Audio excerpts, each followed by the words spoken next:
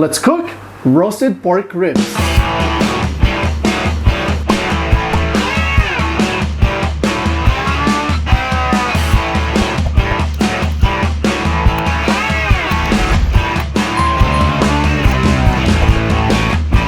Napakalambot niya. Oh, yan. Yes.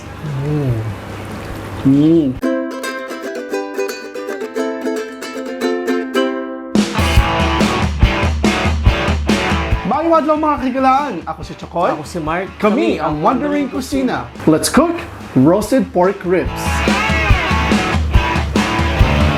And this is how we made it. So una natin gagawin mga ka-wonders, magsasama-samahin lang natin yung ating mga ingredients. So una tayo dito sa ating brown sugar, 2 tablespoon, white sugar, 1 tablespoon, pepper, 2 teaspoon, garlic powder, 2 teaspoon, paprika, 2 teaspoon, thyme, 1 teaspoon, oregano, 1 teaspoon. Then yung ating salt, 4 teaspoon. Yan, haluin lang natin. Make sure lang natin na mawala yung mga buo-buong mga yan, yung mga buo-buo na sugar.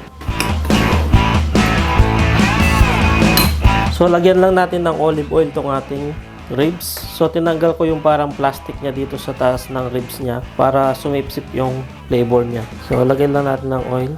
Ay ganyan lang natin.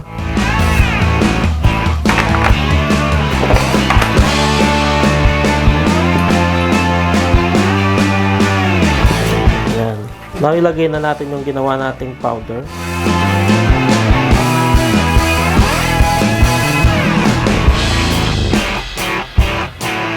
So, ibaliktad lang natin siya. Ayan. Lagay lang natin ulit. So, now, ibalot na natin siya ng foil. Ayan. Bakot lang natin siya ng ganyan.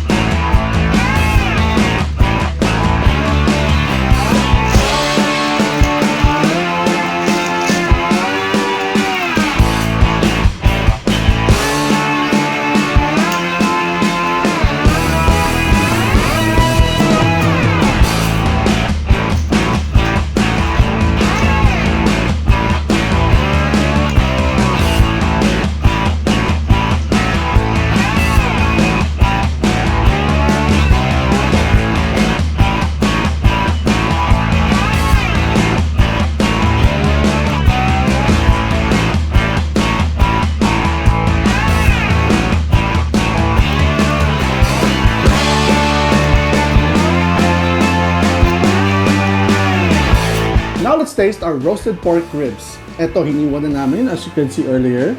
Napakalambot niya. And let's taste it.